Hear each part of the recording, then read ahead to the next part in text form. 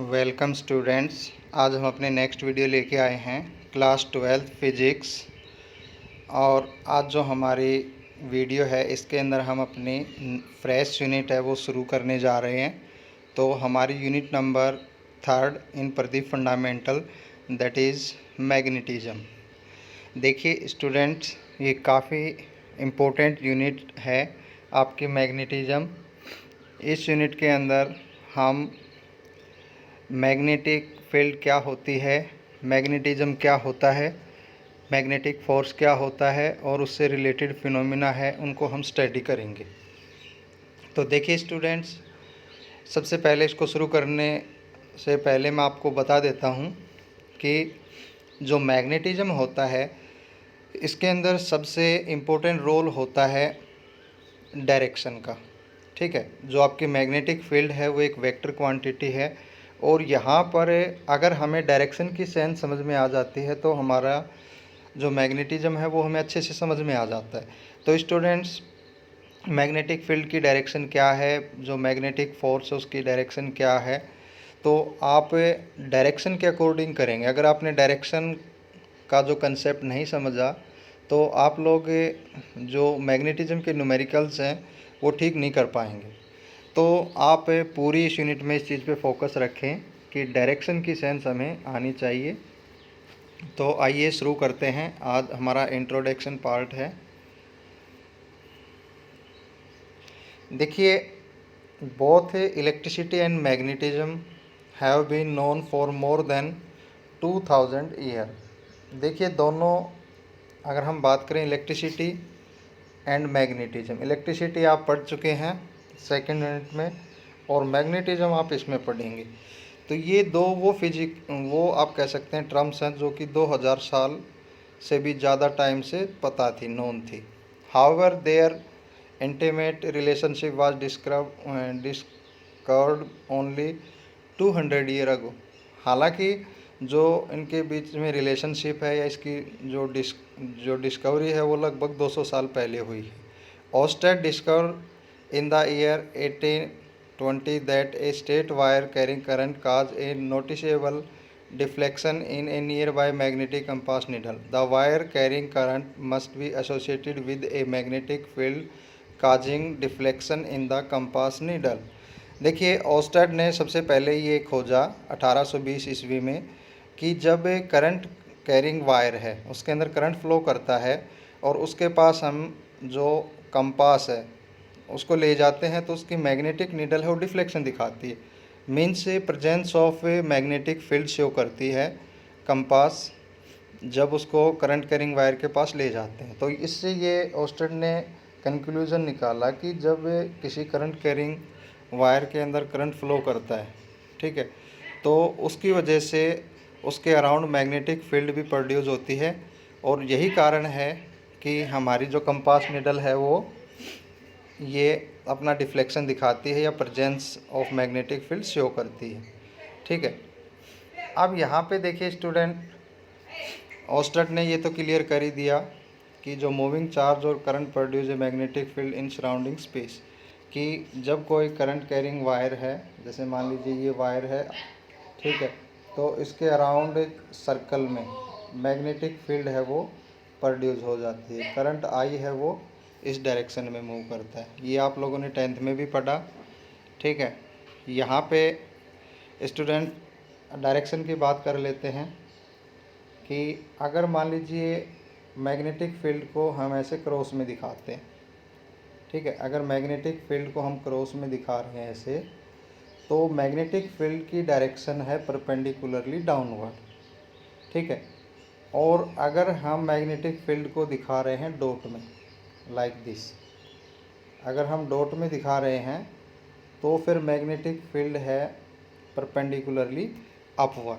ठीक है, आप एक एरो से मान सकते हैं कि जब एरो नीचे की ओर जाएगा तो हम अगर उसका पीछे का हिस्सा दिखेंगे तो हमें लाइक दिस क्रॉस दिखाई देगा, तो इट मीन्स डायरेक्शन डाउनवर्ड है मैग्नेटिक फील्ड की। अगर डॉट दिखाते हैं तो मीन्स जो एरो का जो सामने वाला शार्प पॉइंट होता है वो हमें लाइक ए पॉइंट दिखेगा, तो डायरेक्शन अपवर्ड है। तो ये मोस्ट इम्पोर्टेंट है, आप इस चीज़ को नोट कर लें ठीक है, कि डॉट है वो डायरेक्शन अपवर्ड दिखाती है मैग्नेटिक फील्ड की और क्रॉस है वो downward.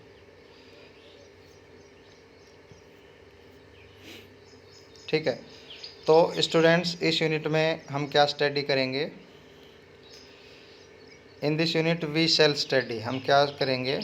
How current produce magnetic field, कि करंट है वो किस प्रकार से मैग्नेटिक फील्ड प्रोड्यूस करता है। How magnetic field exert force on moving charge particle like electrons, protons and current carrying wire, जो मैग्नेटिक फील्ड है वो किस प्रकार से फोर्स एग्जर्टेड करती है मूविंग चार्ज पार्टिकल जैसे इलेक्ट्रॉन है, प्रोटॉन है या current carrying wires. Current carrying wires के अंदर इलेक्ट्रॉन और प्रोटॉन्स हैं, उनके ऊपर किस प्रकार से फोर्स एग्जर्टेड करती है। उसके बाद how charge particle can be accelerated to very high energy in a cyclone, हम साइक्लोन के बारे में पढ़ेंगे कि वो किस प्रकार से जो चार्ज पार्टिकल है उसको हाईली एक्सीलेटेड करता है। उसके बाद how currents and voltage are detect and measured by a galvanometer, कि गैल्वेनोमीटर से हम किस प्रकार से करंट और वोल्टेज को डिटेक्ट कर सकते हैं। तो इस यूनिट में हम ये मेन पॉइंट्स हैं जिनके बारे में हम स्टडी करेंगे। अब बात कर लेते हैं ओस्टेड एक्सपेरिमेंट की, जो कि अभी अभी हमने ऊपर भी डिस्कस किया था। देखिए ओस्टेड ने क्या किया, आप यहाँ पे देख पा रहे हैं, ये हमारा एक सर्किट डायग्राम है, इसके अंदर ये रियोस्टेट है, की है, सेल है। ठीक है, तो जैसे ही हम की को क्लोज करते हैं तो करंट फ्लो करना शुरू हो जाता है। ठीक है, तो जो ये ए बी वायर है, ए बी वायर, इसके अंदर करंट फ्लो कर रहा है। ठीक है, अब जो करंट फ्लो कर रहा है ए बी वायर में, इसकी डायरेक्शन है ए टू बी। ठीक है, जैसे ए बी है, इसमें करंट फ्लो कर रहा है, current carrying wire A to B, तो हमारी मैग्नेटिक नीडल है वो डिफ्लेक्ट होती है। ठीक है, लाइक दिस आपको दिखाई दे रही है। ठीक, तो जब किसी वायर के अंदर करंट फ्लो करता है तो उसके अराउंड मैग्नेटिक फील्ड है वो प्रोड्यूस हो जाती है, जिस वजह से मैग्नेटिक नीडल है वो डिफ्लेक्शन शो करती है। अब उसका डिफ्लेक्शन लेफ़्ट साइड होगा या राइट साइड होगा, वो हम एम्पियर स्विमिंग रूल से पढ़ेंगे। तो ओस्टेड ने यही एक्सपेरिमेंट किया और इससे कंक्लूजन निकाला कि हमारा जो करंट कैरिंग वायर है, ठीक है, उसके अंदर जब करंट फ्लो करता है तो उसके अराउंड है मैग्नेटिक फील्ड है वो प्रोड्यूस हो जाती है। तो ये आप नोट कर लें कि करंट कैरिंग वायर्स है उसके अराउंड मैग्नेटिक फील्ड होती है। ठीक है, अब मैग्नेटिक नीडल डायरेक्शन के अकॉर्डिंग डिफ्लेक्शन हो रही है। ठीक है, जैसे एक बार current A to B flow कर रहा है, एक बार आप देखेंगे बी टू ए फ्लो कर रहा है, तो नीडल है वो अंदर की ओर डिफ्लेक्ट हो रही थी, इसमें बाहर की ओर डिफ्लेक्ट हो रही है। तो इसको हम एम्पियर स्विमिंग रूल से शो करेंगे। ठीक है, और इसमें एक वर्ड होता है स्नो, SNOW।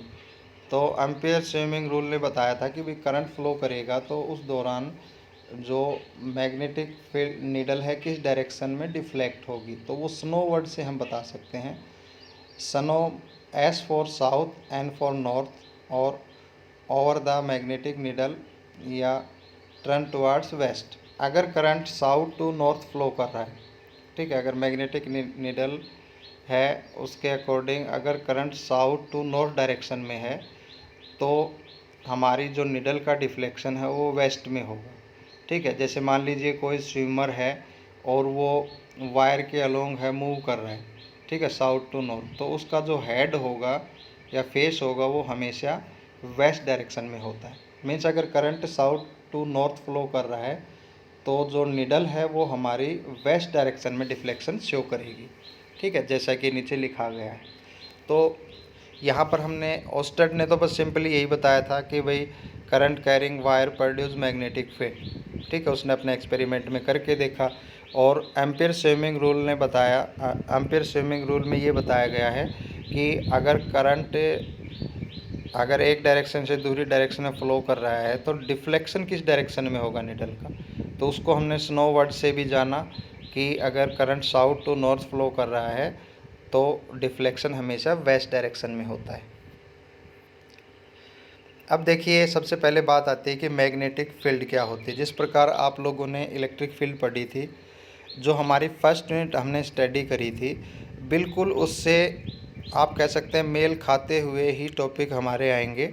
उसमें हमने इलेक्ट्रिक फील्ड को निकाला हर एक कंडीशन में, जो जो हमारी रिक्वायर्ड कंडीशन थी, और यहाँ पर हम मैग्नेटिक फील्ड निकालेंगे जो हमारी दी गई कंडीशंस हैं उनके अंदर।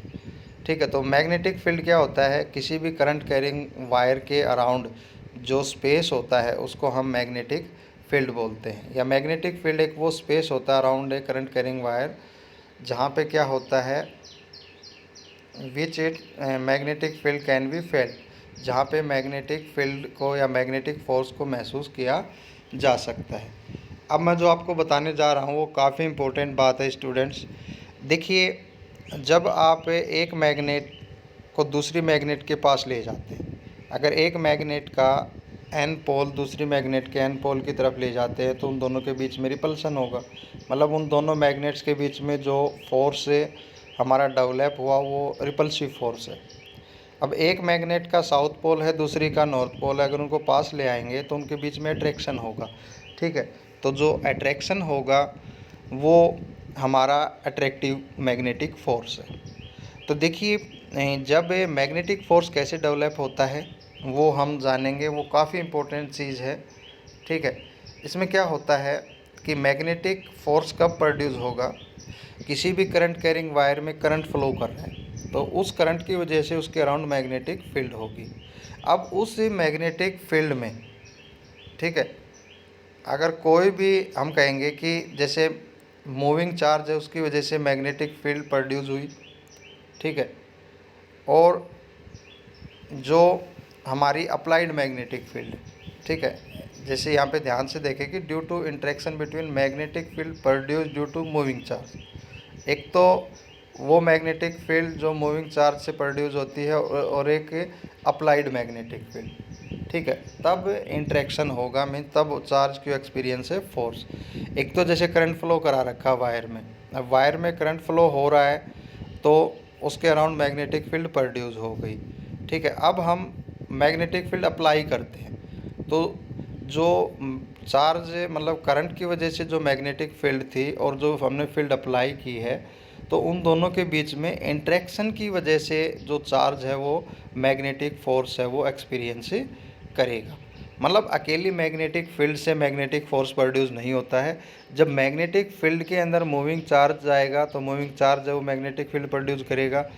ठीक है, या हमारी मैग्नेटिक फील्ड है और एक हम जैसे हमारी वायर के अंदर करंट फ्लो किया तो मैग्नेटिक फील्ड प्रोड्यूस हो गई। अब उसके अंदर मूविंग चार्ज जाएगा या कोई हम दूसरी मैग्नेट ले जाएंगे तो वो एक दूसरे के इंटरेक्शन की वजह से, ठीक है, उनके बीच में मैग्नेटिक फोर्स है वो डेवलप हो जाता है। तो मैग्नेटिक फोर्स डेवलप होने के लिए दो मैग्नेटिक फील्ड्स का होना ज़रूरी है। एक तो वो मैग्नेटिक फील्ड जो ऑलरेडी है और एक हम मैग्नेटिक फील्ड उसके पास लेके आते हैं। तो ये बहुत ही इम्पोर्टेंट चीज़ है। अब देखिए यहाँ पे आपको दिखाई दे रहा है इस फिगर में कि यहाँ पे हम देख पा रहे हैं, सबसे पहले मैग्नेटिक फील्ड हमने बता दी है। अब मैग्नेटिक फील्ड की डायरेक्शन क्या होगी उसके बारे में चर्चा करेंगे। तो यहाँ पर नंबर एक, जो मैग्नेटिक फोर्स एक्सपीरियंस करेगा हमारा चार्ज Q, ठीक है, वो मैग्नेटिक फोर्स है उसकी क्या रिलेशन है वो पढ़ेंगे। Is directly proportional to the magnitude of the charge. ठीक है, जो मैग्नेटिक फोर्स प्रोड्यूस होगा वो चार्ज के जो मैग्नीट्यूड के डायरेक्टली प्रोपोर्शनल होगा। मतलब जितना ज़्यादा फोर्स एक्सर्टेड होगा उतना ही ज़्यादा चार्ज, मतलब जितना ज़्यादा चार्ज होगा उतना ही ज़्यादा फोर्स एक्सर्टेड होगा। दूसरा है जो magnetic force is directly proportional to v sine theta. जो वेलोसिटी होती है चार्ज पार्टिकल की, ठीक है, उसको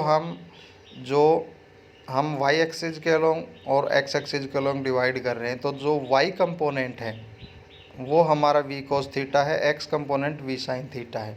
ठीक है, तो जो v साइन थीटा है जो कि परपेंडिकुलर है, ठीक है, जो हमारी मैग्नेटिक फील्ड, मैग्नेटिक फोर्स और जो हमारी वेलोसिटी है ये तीनों आपस में म्यूचुअली परपेंडिकुलर होनी चाहिए।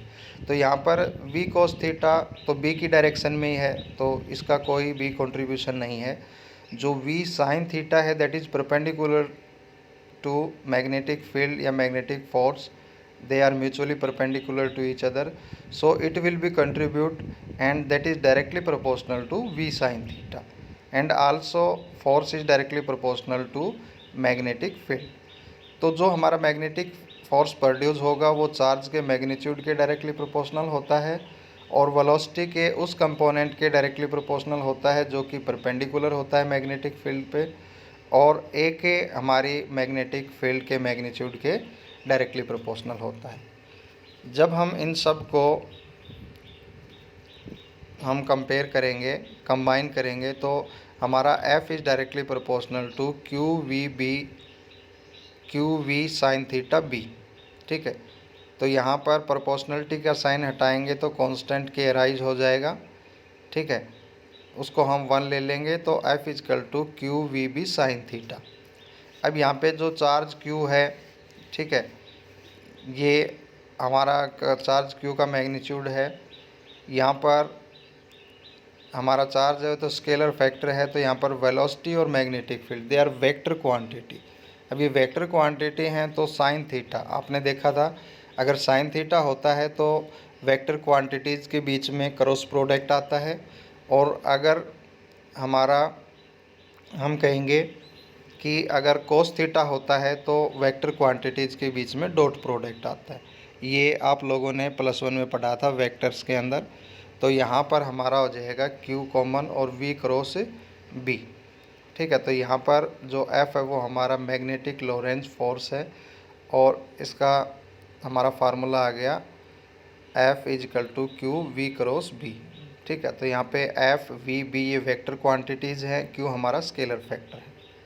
अब बात आती है डायरेक्शन ऑफ F। जो फोर्स की डायरेक्शन है वो राइट हैंड स्क्रू रूल या राइट हैंड रूल से देते हैं, जो आप लोगों ने 10th में भी पढ़ा है। ठीक है, राइट हैंड रूल क्या होता है, जब हम राइट हैंड का जो थंब और जो हमारी फिंगर की कर्वेचर है हम उसको इस प्रकार से लें कि थंब है वो फोर्स की डायरेक्शन देगा, तो जो हमारी फिंगर है, ठीक है, वो मैग्नेटिक फील्ड की डायरेक्शन देती है। ठीक है, और जो सेंस है, ठीक है, जैसे कि यहाँ पे आप लोग देख पा रहे हैं कि हम पहले जो फिगर देख रहे हैं इसमें हमारा जो थंब है वो ऊपर की ओर फोर्स की डायरेक्शन दे रहा है, तो मैग्नेटिक फील्ड की जो उंगलियों की डायरेक्शन है कर्वेचर की उस तरफ हमारी मैग्नेटिक फील्ड है। ठीक है, और यहाँ पे हम कह सकते हैं कि if V and B are the plane of paper, V और B ये हमारे पेपर का जो प्लेन उसके ऊपर है, तो according to right hand thumb rule the direction of M on positively charge particle will be perpendicular to the plane of paper directed upward. ठीक है, अगर V और B प्लेन ऑफ पेपर पे हैं थीटा एंगल से, तो force की direction perpendicularly upward होगी, जैसा कि आप देख पा रहे हैं।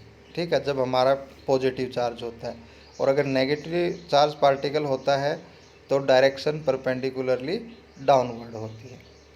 ठीक है, अब हम डेफिनेशन लेते हैं B की। मान लीजिए V हमारी 1 है, Q 1 है, साइन थीटा 1 है, मीन्स थीटा 90 डिग्री, तो F is equal to B।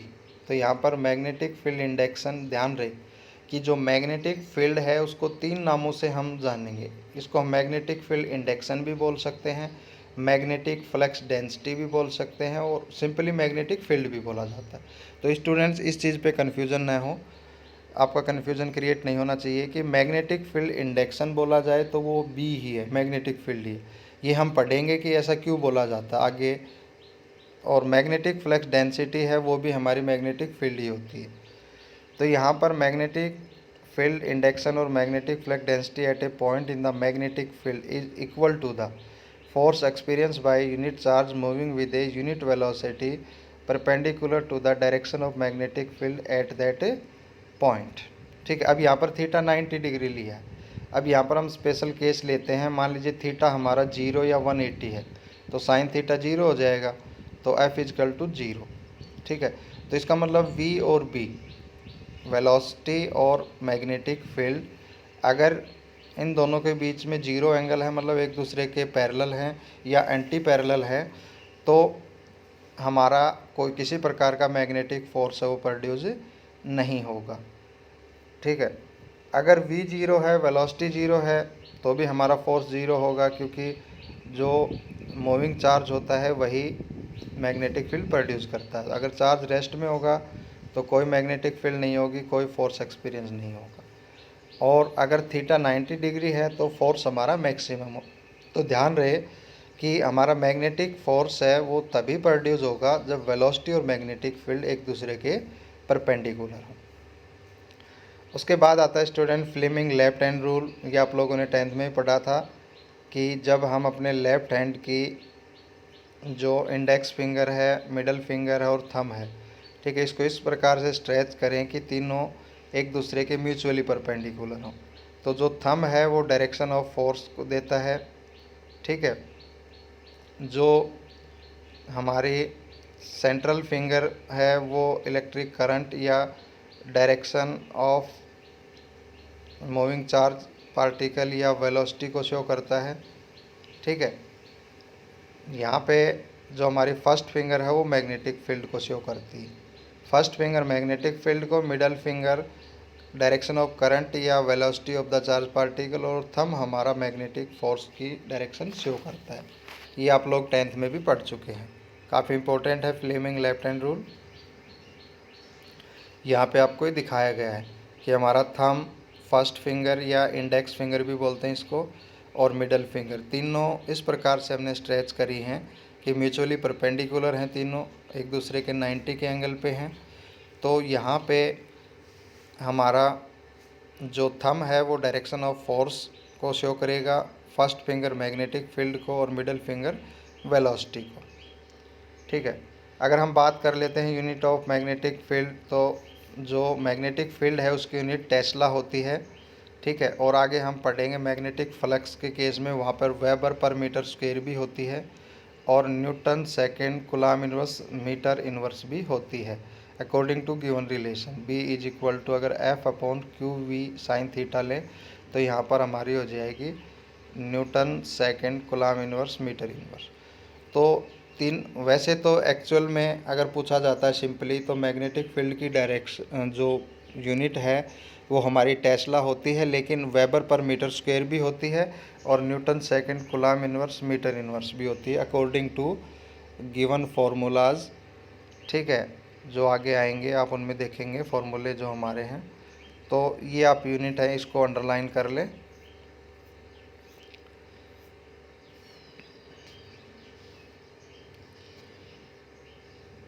अगर हम यहाँ पर 1 टेस्ला को अगर डिफ़ाइन करें कि 1 टेस्ला कितनी होती है मैग्नेटिक फील्ड के केस में, तो हम बोलेंगे मैग्नेटिक फील्ड इंडक्शन और magnetic flux density at a point is said to be 1 tesla if a charge of 1 coulomb while moving at right angle to magnetic field. जब 1 कूलम चार्ज है वो magnetic field के right angle पर move करता हो with a velocity 1 metre per second, और velocity कितनी है उसकी 1 मीटर पर सेकेंड, तो experience a force of 1 Newton. तो 1 टेस्ला वो मैग्नेटिक फील्ड या मैग्नेटिक फ्लक्स डेंसिटी होती है जब हमारा 1 कूलम चार्ज है वो मैग्नेटिक फील्ड के राइट एंगल पर 1 मीटर पर सेकेंड की वेलोसिटी से मूव करता हुआ 1 न्यूटन फोर्स है वो एक्सपीरियंस करे। ठीक है, तो ये हम इसको डिफ़ाइन कर सकते हैं। एक स्टूडेंट्स, ये काफ़ी इम्पोर्टेंट है कि 1 गॉस इज इक्वल टू, आप इसको नोट कर लें, जो 1 गॉस होती है वो 10⁻⁻⁴ टेस्ला के इक्विवेलेंट होती है। जो गॉस है वो मैग्नेटिक फील्ड की CGS यूनिट है। तो CGS और SI यूनिट में अगर रिलेशन हमें देनी है तो 1 gauss is equal to 10⁻⁴ tesla. Dimension of B, अगर B का डायमेंशन की बात करें तो B equal to F/QV sine theta होता है। साइन थीटा का कोई डायमेंशन नहीं है। फोर्स का होता है mLt-2, Q का होता है चार्ज AT, और वेलोसिटी का LT-1। तो हम इनको जब रीअरेंज करेंगे तो m1 a-1 t-2, that is the dimensional formula of magnetic field. तो ये स्टूडेंट हमारा इंट्रोडक्शन पार्ट था, जिसके अंदर मेन पॉइंट्स भी हमने डिस्कस कर लिए, हमने ये पढ़ लिया हमने एक इनको थ्योरी के रूप में पढ़ा है। तो आपके पास से जो डायरेक्शन आई है, जो रूल्स आए हैं, इनको आप अच्छे से देखें। तो स्टूडेंट्स, आज के लिए इतना ही। नेक्स्ट वीडियो में हम आगे अपने चैप्टर को एक्सटेंड करेंगे नेक्स्ट एक्साइटिंग टॉपिक के साथ। तो स्टूडेंट, मेरी आपसे बार बार ये रिक्वेस्ट है कि मैग्नेटिज्म आपको तभी समझ में आएगा जब आप एक लिंक के साथ चलोगे। मीन्स आप लोग है ना, बीच में 2 वीडियो 3 वीडियो या मिस कर दोगे तो आपका मैग्नेटिज्म का लिंक नहीं बनेगा। तो हर एक वीडियो को देखें और रेगुलर देखें, ठीक है। जैसे आज हमने ये वीडियो है फर्स्ट हमारी मैग्नेटिज्म की, हमने ये वीडियो बनाई है। तो स्टूडेंट्स, इसको आप तुरंत करके देखें। आपकी प्रदीप फंडामेंटल बुक है, उसको लेके बैठें, ठीक है। उसमें से देख के और इसको करें, और जो भी डाउट आता है उसको आप हर वीडियो के बाद जो डाउट क्रिएट होता है उसको साथ के साथ क्लियर करें, ठीक है। अगर आप डाउट को साथ के साथ क्लियर करेंगे तभी आप आगे समझ पाएंगे। मैग्नेटिज्म काफ़ी कॉम्प्लिकेटेड यूनिट है स्टूडेंट्स, और अगर इसको हम साथ के साथ करते हैं, डाउट को क्लियर करते हुए बढ़ते हैं, तो ये काफ़ी इंटरेस्टिंग और सिंपल भी हो जाती है। तो मेरे स्टूडेंट्स, आपसे रिक्वेस्ट है कि हर वीडियो को रेगुलर करें, ठीक है, एक सीरियस मोड में करें, ताकि आप मैग्नेटिज्म को अच्छे से समझ पाएँ। ओके, तो स्टूडेंट्स, वीडियो को लाइक करें, शेयर करें, और अगर अभी तक आप लोगों ने हमारा चैनल सब्सक्राइब नहीं किया है तो सब्सक्राइब कर लें। Thank you.